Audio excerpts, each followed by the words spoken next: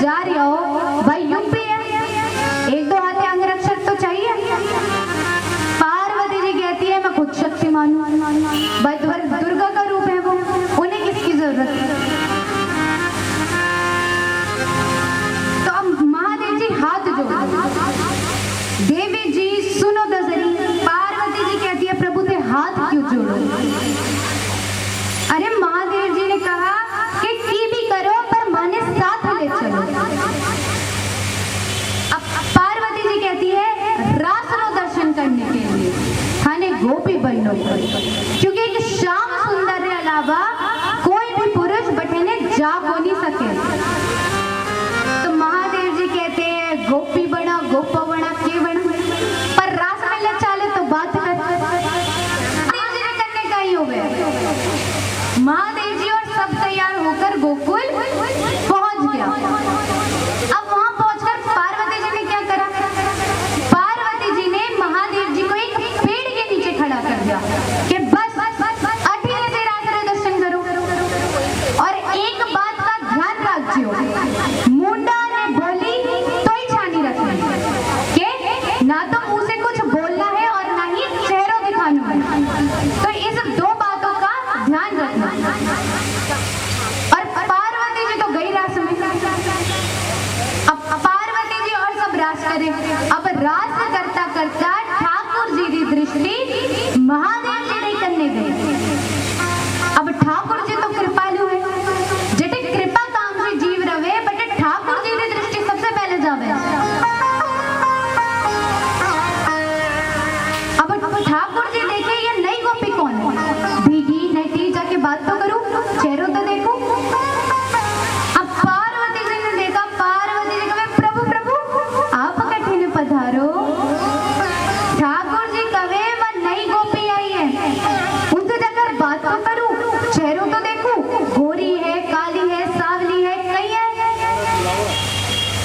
पार्वती जी ने कहा हाँ प्रभु हमारे साथ ही आई है। अब वह नई गोपियां थोड़ा सा संकोच करे आने में। ठाकुर जी कहे ठीक है पर जाके बात तो करूं। अब पार्वती जी सोचे ज्यादा शक करूं, ज्यादा रोकूं तो शक हो जाएगा कि कुछ ना कुछ बात तो जरूर है। अब ठाकुर जी जावे, पीछे से पार्वती जी कहे आवे आवे। अब ठाकुर जी जावे, ठाकुर जी कहे गोपी किण गाओ रही है। अब महादेव जी तो कुछ बोली, अरे गोपी थारा नाम तो बता, कुछ कह तो सरी, कुछ बोल तो सरी। महादेव जी कहे क्या कह तो सरी, क्या बोल तो सरी। पीछे से पार्वती जी बोले चुप चुप चुप चुप, मैं करूं क्या। इतना माही ठाकुर जी की दृष्टि महादेव जी ने पग सू गई। अब महादेव जी का पग तो धोड़ा पट भाई भस्म लगा हुए हैं वो।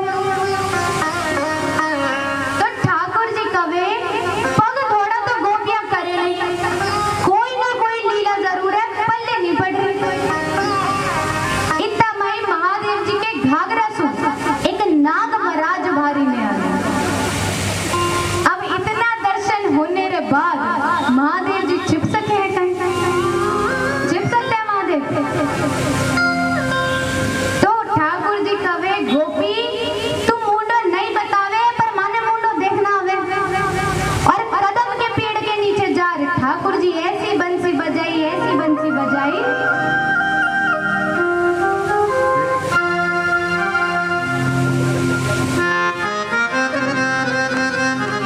देखा मोहन ने जब तो समझ गए वो सारी बात रे, सारी बात रे। देखा मोहन ने जब तो समझ गए वो सारी बात रे, सारी बात ऐसी बजाई बंसी सुध बुध भूले भोलेनाथ रे, भोलेनाथ रे। और फिर क्या हो गया, अरे सर से खिसक आई जब साड़ी मुस्काई गिरधारी भोले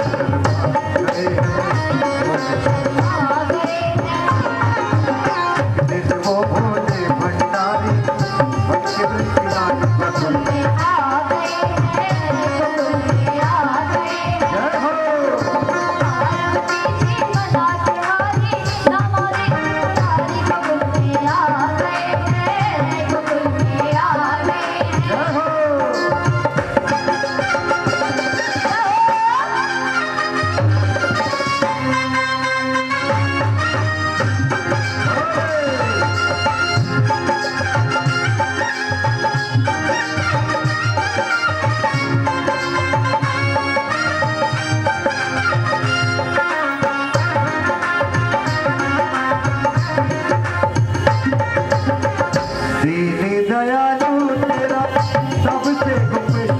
हुआ नाम रे, तेरा नाम रे, दीन दयालु तेरा सबसे उपेश्वर हुआ नाम रे, तेरा नाम रे, ओ भोले बाबा तेरा वृंदावन में बन गया धाम रे, बड़ा नाम रे, अरे सारा चंद कहे पुरानी सखियों लाज हमारी गोकुल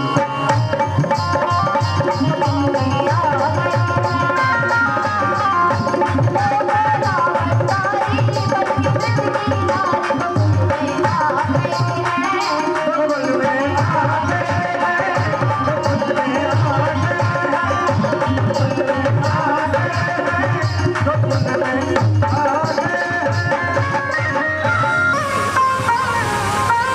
अब प्रसंग आता है, ये राज का प्रसंग आपने सुना। इसमें अंत में महादेव जी नरसिंह जी को समझाते हैं कि नरसिंह गोपी घाघरा ओढ़नी रो नाम नहीं, घाघरा ओढ़नी तो कोई भी पहन सके, गोपी भाव का नाम है। और अगर थारे मन में तीव्र इच्छा है तो ही तू रासरो दर्शन कर सकते हैं। और इस प्रकार से हम रास के दर्शन करते हैं। महादेव जी खुद भी करते हैं और हमें भी करवाते हैं। अब एक बड़ा ही प्रसंग और आता है, उसके बाद हम विवाह में प्रवेश करेंगे। महादेव जी और पार्वती माता के विवाह के प्रसंग में अब महादेव जी का एक और रूप है। कौन सा रूप है वो? कौन सा रूप है? महादेव जी का दूसरा रूप कौन सा है?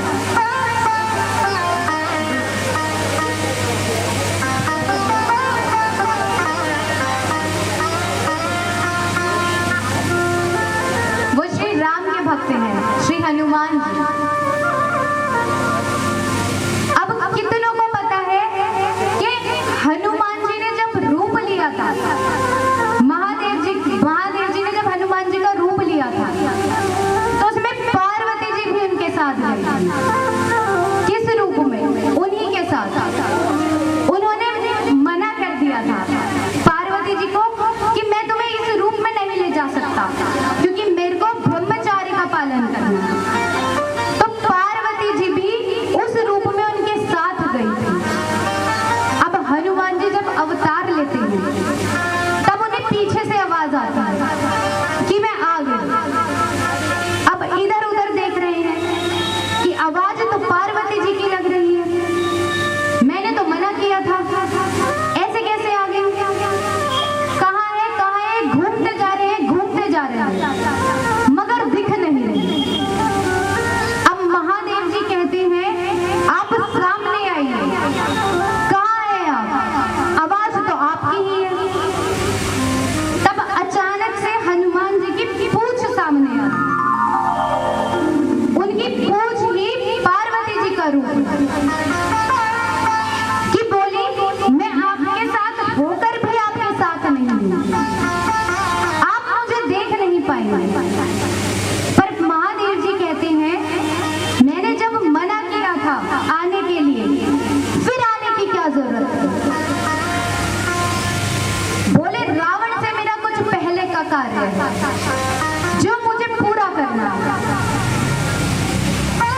वो इसी जन्म में पूरा करना है मुझे, इसलिए मुझे ये अवतार ग्रहण करना पड़ा। बोले कौन सा कार्य? अब यहाँ कितनों को पता है कौन सा कार्य पूरा करना है पार्वती जी को?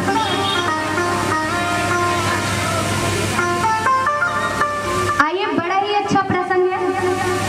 यहाँ पार्वती माता, लक्ष्मी माता, ब्रह्माणी, इंद्राणी सभी के घर जा रही है। जैसे हमारे भी घर में होता है ना, मेहमान आते हैं तो कभी किसी मेहमान ने डिनर पर बुला लिया, लंच पर बुला लिया, तो ऊपर भी ये सब होता है। पार्वती माता को भोजन पर बुला लिया, कभी कोई पार्वती माता को बुला रहा है, सब आपस में जाते हैं। तो पार्वती माता हर बार जाए और देखे। अब लक्ष्मी माता के लिए इतना बड़ा धाम है, वैकुंठ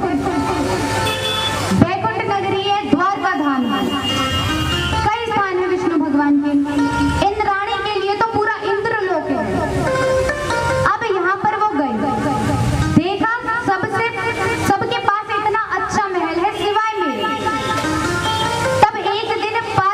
माता ने महादेव जी के पास जाकर कहा, महादेव से जिद करती हूँ कि मुझे अब कैलाश पर्वत पर नहीं रहना, अब हमारे लिए भी एक अच्छा सा महल बनेगा। अब यहाँ पर कितने हैं जिनको पता है कि उन्होंने अपने लिए महल बनवाया था, खूब सुंदर। चलिए अब इस भजन को गाएंगे। क्या पता महादेव जी ने जैसा पार्वती जी की इच्छा पूरी की थी वैसे आप सबकी इच्छा भी पूरी करें। पार्वती माता महादेव जी से कहती हैं कि तुम्हें रहने के लिए घर चाहिए ना, कैलाश पर्वत पर, मानो पर्वत पर रह रहे हैं। बोले घर नहीं तो बोले क्या चाहिए? पार्वती जी कहती हैं, पार्वती बोली भोले से ऐसा महल बना देना, कोई भी देखे तो बोले क्या कहना भाई क्या कहना।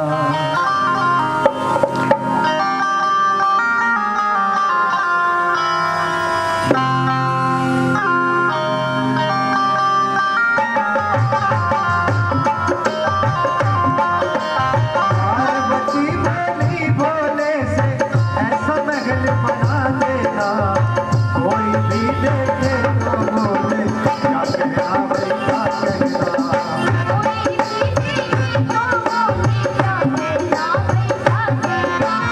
कोई भी देखे तो बोले क्या कहना भाई क्या कहना।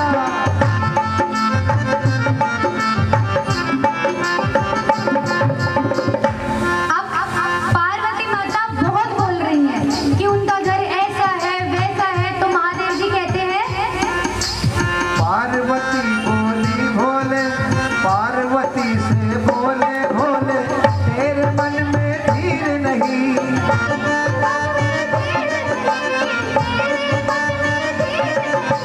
इन ऊंचे महलों में रहना ये अपनी तकदीर नहीं।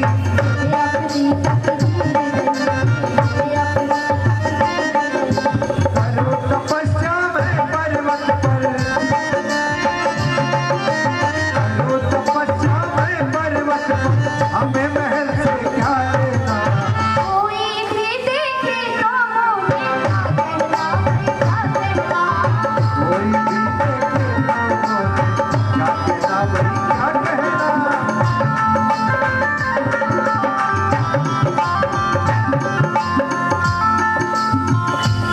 और भोले बाबा पूछते हैं कि बताओ कैसा घर चाहिए? पार्वती जी कहती है, सोना चांदी हीरे मोती चमक रहे हो जब जम जाऊं।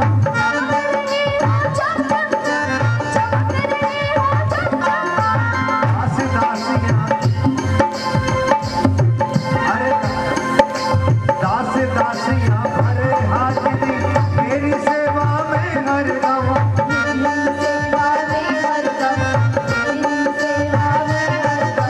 बिना इजाजत कोई न आए, बिना इजाजत कोई न आए, पहरेदार बिठा देना। कोई भी देखे तो बोले क्या कहना, कोई भी देखे तो बोले क्या कहना भाई क्या कहना। हमारा महिलाएं जब ज्यादा जिद करने लगती हैं तो वो पुरुष हार ही जाते हैं उनकी जिद के आगे। बाहर भले ही पुरुषों की मनमानी चलती है पर घर की महिलाओं में उनकी नहीं चलती। अब भोले बाबा भी हार जाते हैं, भले ही पूरा संसार चलाते हैं पर घर पर पार्वती माता के सामने वो भी हार जाते हैं। कैसे? पार्वती की जिद के आगे भोले बाबा हार गए। भोले बाबा हार गए, भोले बाबा हार गए। सुंदर महल बनाने खातिर विश्वकर्मा तैयार हुए। विश्वकर्मा तैयार हुए, विश्वकर्मा तैयार हुए। विश्वकर्मा जी को तैयार किया कि जैसा महल बताया जा रहा है वैसा ही बनाना, और जब बनाना शुरू हो जाता है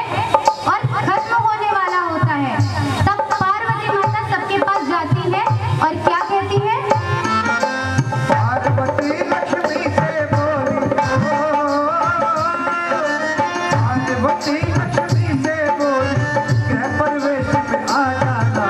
कोई भी देखे तो बोले क्या कहना, क्या कहना।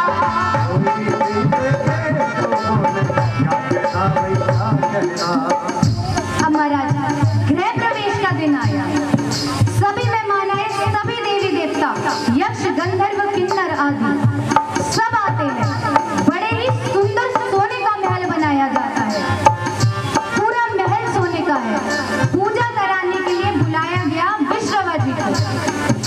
कितनों को पता है विश्रवा जी कौन है? रावण के पिता। विश्रवा रावण के पिता है। अब वो पूजा के लिए आए हैं। अब यहाँ पर पूजा हो रही है। गृह प्रवेश कराने खातिर पंडित जी बुलवाए गए। पंडित जी बुलवाए गए, पंडित जी बुलवाए गए। गृह प्रवेश कराने खातिर पंडित जी बुलवाए गए। पंडित जी बुलवाए गए। विश्वा ही बड़े ही ज्ञानी हो, शर्मा है बड़े ही ज्ञानी गृह प्रवेश करवाए गए। देखे तो बोले क्या कहना, क्या कहना।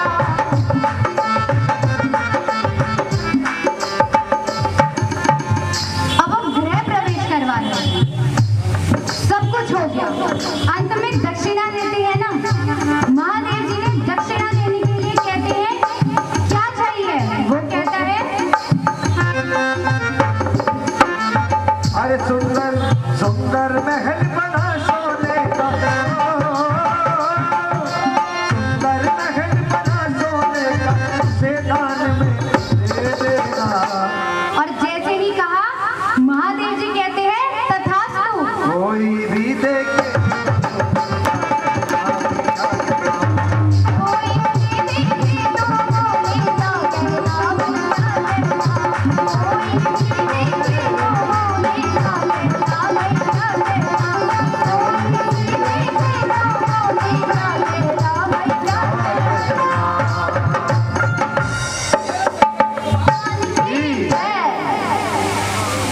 तो महाराज इस कारण पार्वती जी पूंछ का रूप लेती हैं। सोने के महल को किसने जलाया? किसने जलाया? हनुमान जी ने। पूंछ ने जलाया।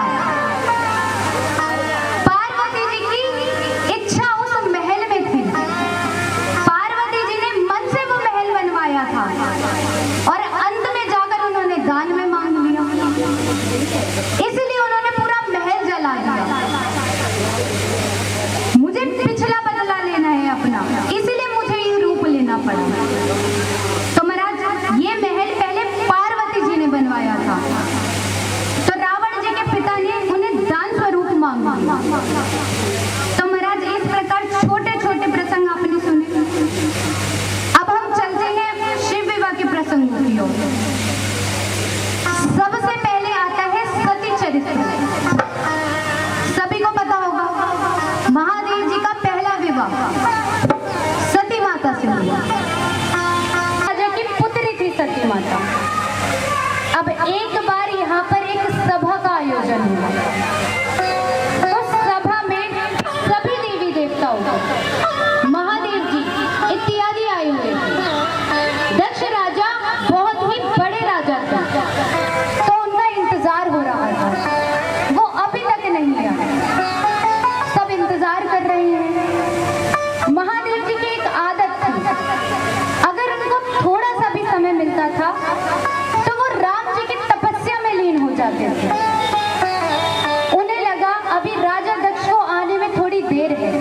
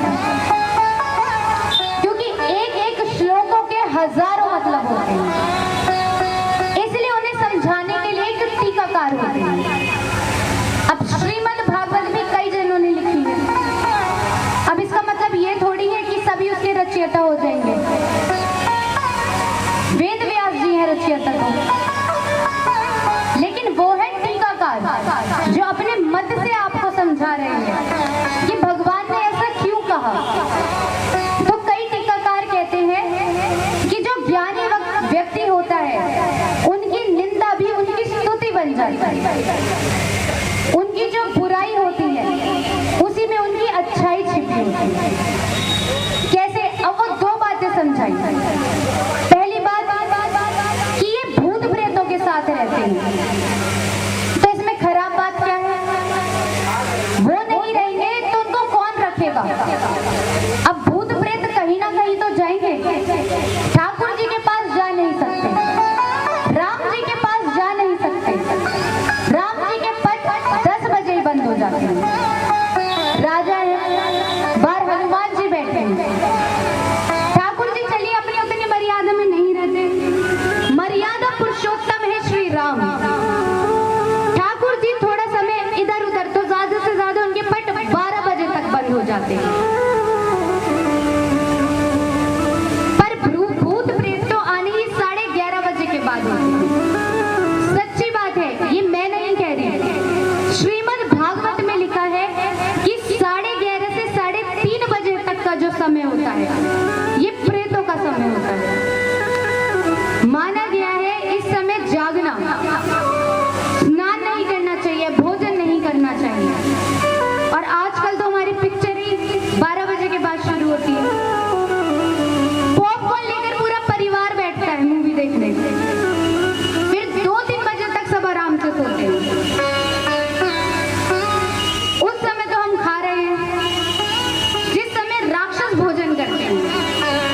3:30 बजे के बाद फिर ब्रह्म मुहूर्त वो शुरू होता है, तब सब ज्ञानी भक्त उठते हैं, उस समय तब हम सोते हैं।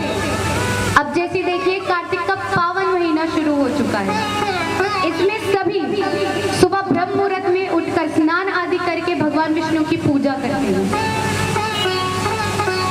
तो 12 बजे तक ठाकुर जी के भी पट बंद हो जाते हैं। महादेव जी की अच्छाई है जो भूत प्रेतों को अपने पास रखते हैं। अगर वो भी नहीं रखेंगे तो भूत प्रेत कहीं ना कहीं तो जाएंगे, हमारे पास आएंगे, तो हमारा ही तो अच्छा करते हैं महादेव जी भूत प्रेतों को अपने पास रखकर। फिर कहा कि देवताओं में बैठने योग्य नहीं है। सही कहा, नहीं है। क्यों? क्योंकि वो देवता थोड़ी हैं, वो तो देवों के देव महादेव हैं, वो उनसे ऊंचे स्थान पर बैठे हैं। उनके साथ क्यों बैठेंगे? तो गुणी व्यक्ति जो होते हैं उनकी निंदा भी उनकी स्तुति बनी जाती है। अब महादेव जी ने यहाँ किसी से कुछ नहीं कहा, वो चुपचाप घर आ गया, सती माता से कुछ नहीं कहा। अब यहाँ पर राजा दक्ष एक बार बहुत बड़े यज्ञ का आयोजन करते हैं। सभी देवी देवता, राजा महाराजा, यक्ष गंधर्व किन्नर आदि सभी को बुलाते हैं सिवाय महादेव जी के। अब सती माता देख रही हैं कि आज आकाश मार्ग पर बहुत हलचल है, बहुत ही चहल पहल है, सब तैयार होकर जा रहे हैं राजा दक्ष के यहाँ पर। सती माता को कुछ नहीं पता। अब नारद जी को अच्छे से पता था कि सती माता को न्योता नहीं मिला है, फिर भी नारद जी आते हैं। अब माता दरवाजे पर ही खड़ी हैं। नारद जी कहते हैं, अरे आप तैयार नहीं हुई? मैंने सोचा मैं आपके साथ चलूंगा। माता कहती है, कहाँ जाने के लिए? ये सब कहाँ जा रहे हैं? अरे बोले आपको नहीं पता? आपके पिताजी ने एक बड़ा यज्ञ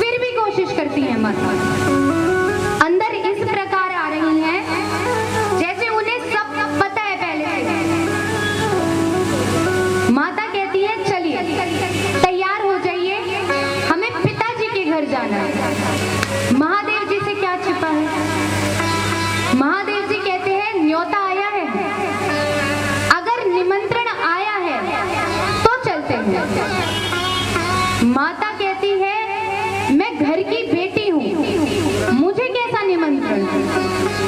महादेव जी कहते हैं मैंने आपको नहीं रोका, निमंत्रण नहीं आया तो मैं नहीं जाऊंगा।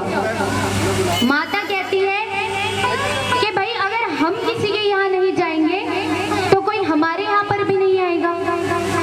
महादेव जी कहते हैं अच्छा है ना आए, सांसारिक लोग आएंगे तो सांसारिक बातें करेंगे कि इसने ऐसा किया उसने वैसा किया, कोई नहीं आएगा तो भगवान का नाम जपते रहेंगे।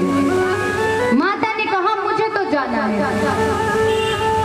अब एक बात यहाँ सभी सुन ले, झगड़े हर घर में होते हैं। कई बार क्रोधित होकर हम घर छोड़कर चले जाते हैं कि आप पीहर चले जाए, ऐसा ना करें।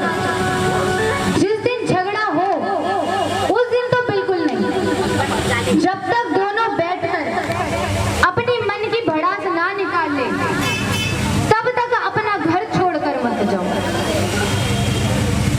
महादेव समझ गए कि अब सती वापस नहीं आएगी, क्योंकि मेरा अपमान जो वहां होगा वो उसे सहन नहीं कर पाएगी।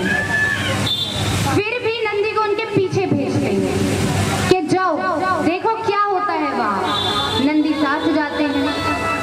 अब यहाँ सती माता जाती हैं और जाकर देखती हैं। अब जैसे आप कोई भी कीर्तन या जागरण करवाइए या कोई भी पूजा पाठ करवाइए, सबसे पहले पूजा किसकी होती है? गणेश जी की। उसी प्रकार जो उस समय सभा होती थी तो उनको न्योता भेजो या नहीं भेजो, इनके 3 स्थान रखने पड़ते थे, ब्रह्मा विष्णु महेश।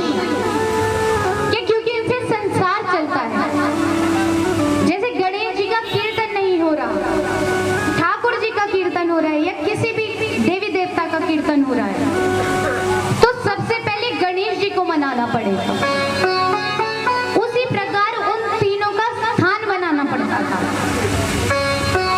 अब सती माता जाती हैं और देखती हैं ब्रह्मा जी का स्थान रखा है, विष्णु जी का स्थान रखा है और महादेव जी का स्थान नहीं रखा गया। इतना बड़ा अपमान तो आज तक नहीं हुआ। अब कुछ कहे इससे पहले राजा दक्ष आते हैं और कहते हैं तुम्हें यहाँ किसने बुलाया? मैंने तो निमंत्रण नहीं भेजा था, बिना निमंत्रण के आ गई। अपने पति के साथ रहते रहते उसके जैसी ही हो गई हो, बिना बुलाए कहीं भी चली जाती हो। सती माता कहती है पिताजी मैं चाहूं तो अभी आपकी हत्या कर सकती हूँ। सती तो एक रूप है, मैं दुर्गा का रूप हूँ। आप सभी जानते हैं दुर्गा काली का रूप है महाराज।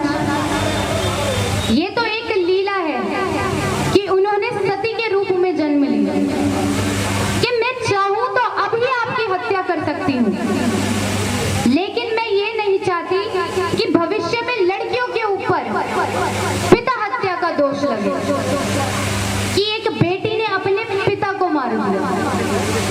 पर मुझे बहुत दुख है कि इस शरीर को आपने पाल पोस कर बड़ा किया। मैं इसे यहीं खत्म कर देती हूँ और उसी हवन कुंड में माता ने अपनी आहुति दे दी। नंदी देखते हैं क्या से क्या हो गया। दौड़ते दौड़ते महादेव जी के पास जाते हैं, महादेव जी को सब बताते हैं। महादेव जी अपने गण को भेजते हैं, वीरभद्र नामक गण को, कि जाकर वहां पर सब तहस नहस कर दो। वो जाकर सब तहस नहस कर देते हैं। राजा दक्ष के सर को धड़ से अलग कर देते हैं। अब विष्णु भगवान आते हैं कि यज्ञ धर्म का कार्य है, कोई भी धर्म का कार्य शुरू हो जाए तो उसे खत्म करना आवश्यक है, बीच में नहीं छोड़ना चाहिए। विष्णु भगवान महादेव जी को समझाते हैं कि थोड़ा शांत हो जाइए, पर अब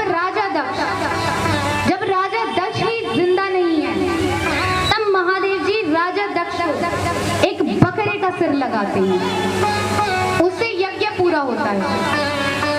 यज्ञ पूरा होने के बाद महादेव जी सती के शरीर को अपने कंधे पर उठाकर परिक्रमा कर रहे होते हैं। सब कुछ भूल गए, कुछ नहीं कर रहे। अब 3 देव बस कहने के देव नहीं हैं, इन्हें 3 कार्य सौंपे गए हैं। ब्रह्मा जी रचना का कार्य करते हैं, विष्णु जी पालन का कार्य करते हैं और महादेव जी विनाश का कार्य करते हैं। काल है वो, अब यहाँ विनाश नहीं हो रहा, रचनाएं होती जा रही हैं, क्योंकि रचनाएं रुक नहीं सकती और किसी की मृत्यु नहीं हो रही। तब अंत में विष्णु भगवान अदृश्य रूप में अपना सुदर्शन चक्र फेंकते हैं, जो एक एक करके माता के अंगों को काटता जाता है। एक एक अंग जहां जहां गिरे वहां वहां एक सिद्ध पीठ की रचना हुई। उसमें से एक प्रसिद्ध सिद्ध पीठ है कामाख्या देवी। आप सभी ने दर्शन किए होंगे। वो सभी सती माता की। अब यहाँ सती माता तपस्या करती हैं महादेव जी को फिर से प्राप्त करने के लिए, और हिमाचल राजा के यहाँ पर पार्वती माता के रूप में जन्म लेती हैं। बड़ी होती हैं, विवाह योग्य होती हैं। नारद जी को सब पता है। जब माता पार्वती विवाह योग्य हो जाती हैं, तब नारद जी हिमाचल राजा को कहते हैं कि भाई जब बेटी विवाह योग्य हो जाती है तो कोई भी जान पहचान का आए तो हम सब कहते हैं ना कि बताना कोई अच्छा लड़का मिले तो हिमाचल राजा ने भी यही कहा नारद जी से। नारद जी कहते हैं अरे वर इतना अच्छा वर है कि आपको कहीं मिलेगा ही नहीं। बोले कौन है? बोले महादेव। हिमाचल राजा ने कहा अच्छा नाम है, धन इत्यादि है ना सब? बोले धन धन तो इतना है कि उनके द्वार पर ब्रह्मा जी विष्णु जी आते हैं। अब हिमाचल राजा ने जब इतनी तारीफ सुनी, बिना कुछ जाने बिना उन्हें देखे कह दिया रिश्ता पक्का, तारीख भी निकाल ली। अब नारद जी जाते हैं, विष्णु भगवान के पास आते हैं, कहते हैं अब मैंने रिश्ता तो पक्का कर दिया, पर उन्हें मनाने की हिम्मत मुझ में नहीं है। तब विष्णु भगवान उनके पास जाते हैं कि प्रभु काफी समय हो गया है, अब विवाह कर लेना चाहिए। महादेव जी ने कहा नहीं, मुझे नहीं करना विवाह। अरे बोले नेत्र बंद करके देखिए तो कन्या कौन है। महादेव नेत्र बंद करते हैं और देखते हैं कि ये तो सती ही है। तो महाराज महादेव जी मान जाते हैं। आइए अब विवाह के दर्शन करते हैं। जैसे हर घर में विवाह होता है, जो हम रस्म निभाते हैं, उन्हीं रस्मों के साथ महादेव जी और पार्वती माता का विवाह होगा। सबसे पहले पार्वती माता को हल्दी लगाई जाती है।